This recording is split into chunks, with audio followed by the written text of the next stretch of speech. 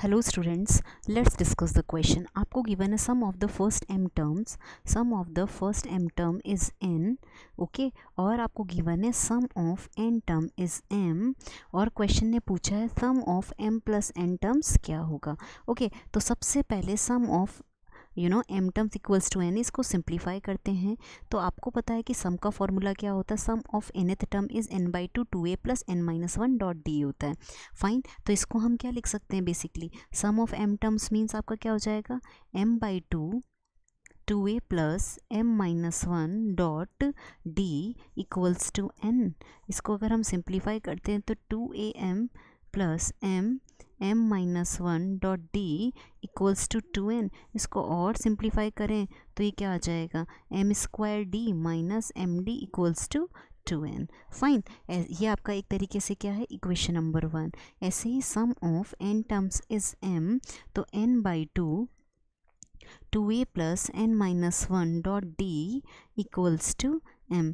तो यहाँ पे क्या आ जाएगा, 2an n² D minus n d is 2m। Fine, ये आपका इक्वेशन 2 है। लेट्स सब्ट्रैक्ट सब्ट्रैक्ट इक्वेशन, आपको सब्ट्रैक्ट करना है। फाइन, तो subtract equation 2 from equation number 1। Okay, तो आपका क्या आ जाएगा यहाँ पे, 2am plus m² D minus M D minus of 2an minus n² D plus N D is equals to 2n minus 2m।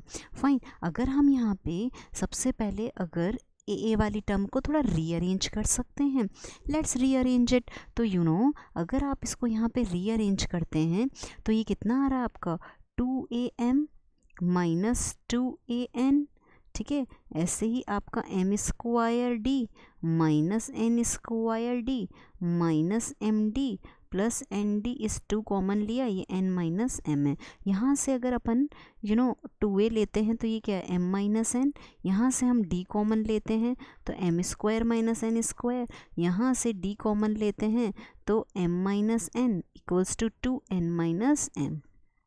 Okay, अगर आप यहाँ पे फिर से d कॉमन लेते हो या m minus n only, suppose I am taking m minus n as common, तो you will get 2a plus d minus ये देखिए, ये क्या है, m² माइनस n² आइडेंटिटी। तो m माइनस एन बाहर निकल गया तो यहाँ क्या बचेगा, m प्लस एन।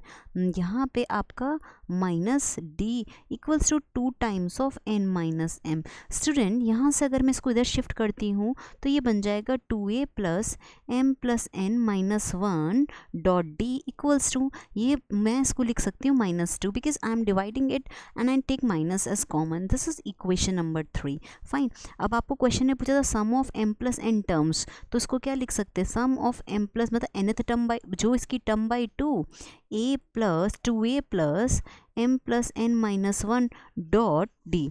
अगर आप ढंग से देखते हैं तो ये वैल्यू कितना आ रहा, -2, तो लेट्स रिप्लेस इस। तो यहाँ पे ये हो गया आपका m plus n by 2 -2। Let's simplify, तो sum of m plus n term हमें मिलेगा minus of m plus n term, so A is the correct option.